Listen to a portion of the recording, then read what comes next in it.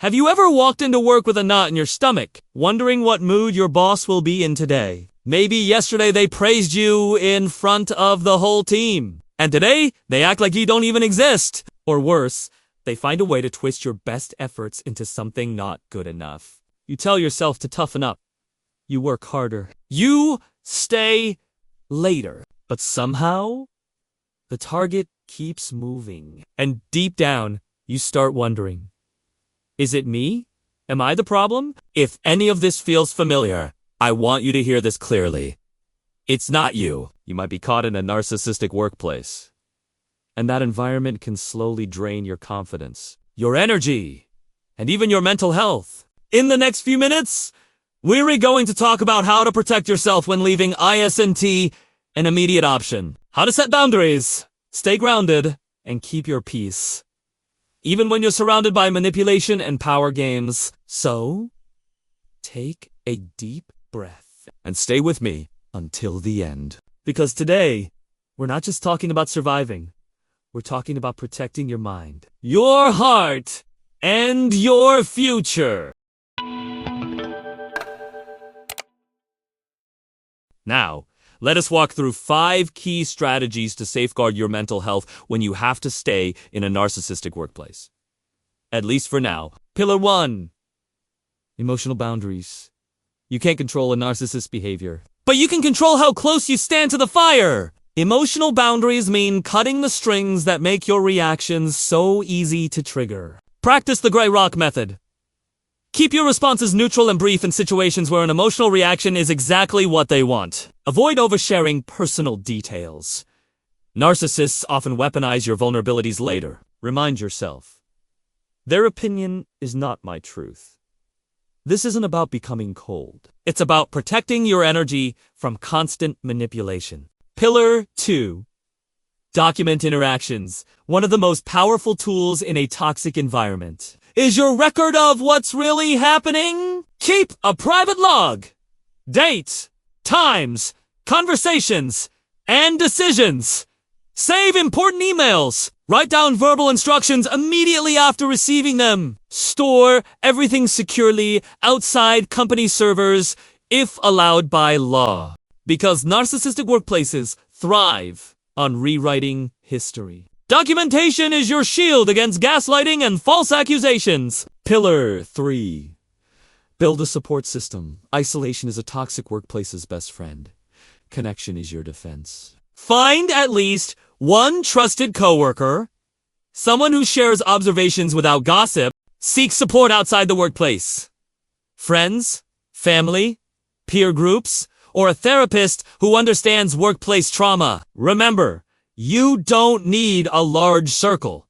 You need a safe one. A healthy support system reminds you of who you are outside the manipulation. It gives you perspective when the environment tries to shrink your sense of self. Pillar 4. Consistent self. In a narcissistic workplace, your nervous system is under constant attack. Self-care is not a luxury. It's survival. Schedule recovery time after intense work days. Move your body, walking, stretching, or any activity that helps release tension. Practice mindfulness. Even 5 minutes of deep breathing can reset your stress response. Keep a journal, a private, judgment-free space for your thoughts and feelings. Consistent self-care keeps your emotional foundation strong, making you harder to knock down. Pillar 5.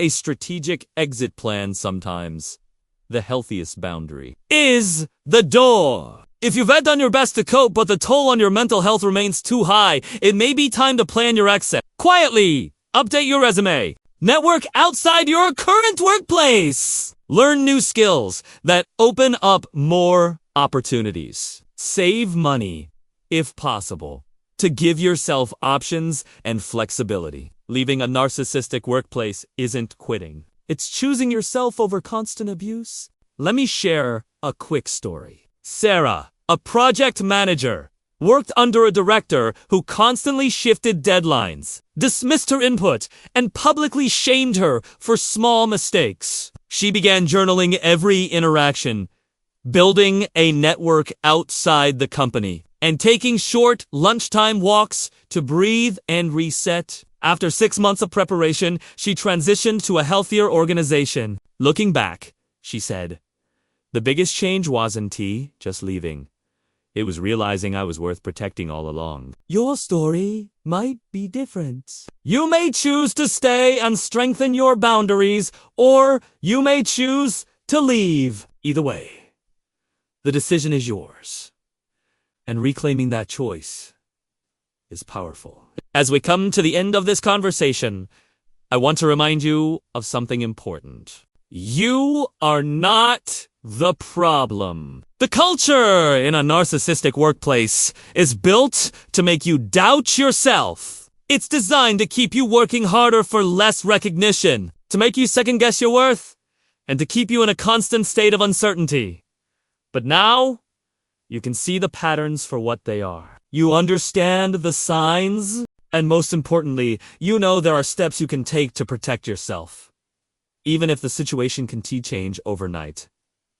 Let's take a moment to breathe that in. Right now, you have more clarity than you did before. And clarity is powerful because it helps you respond with intention instead of just reacting in survival mode. A quick recap of what you've learned.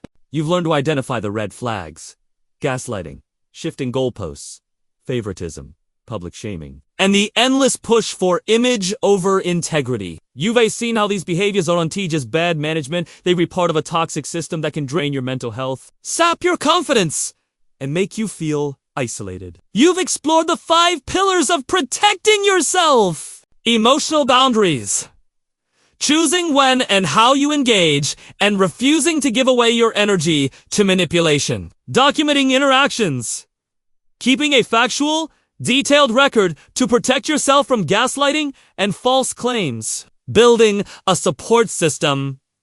Finding safe, trusted people who can remind you of your worth. Consistent self-care, restoring your emotional balance so you can show up strong and centered. A strategic exit plan.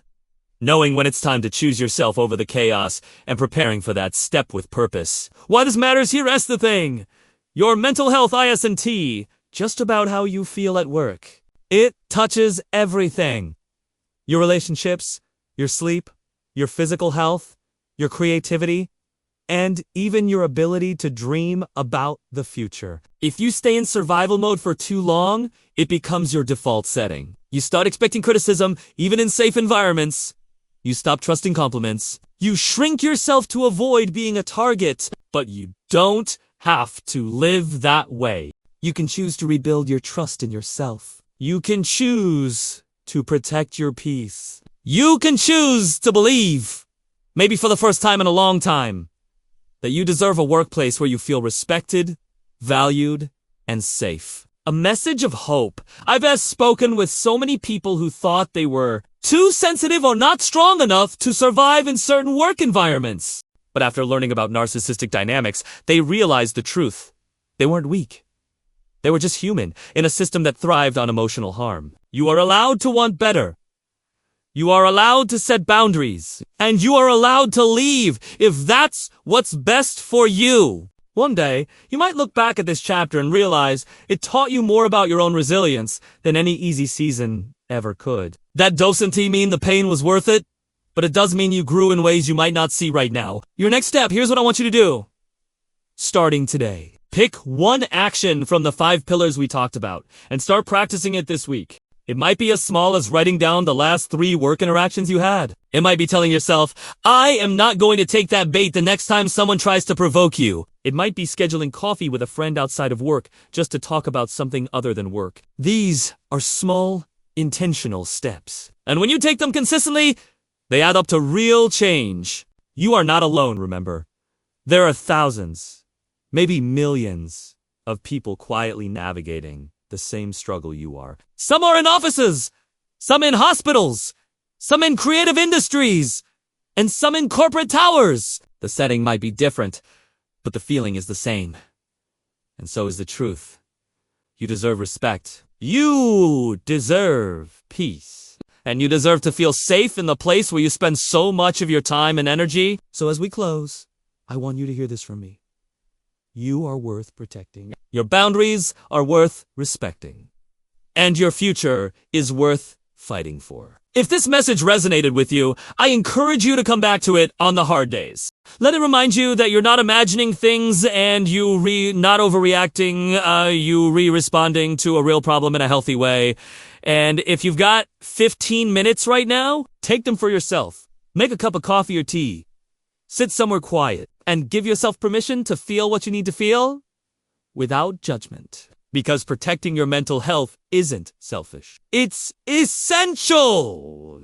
And it is the first step toward building a life and a workplace where you can truly thrive.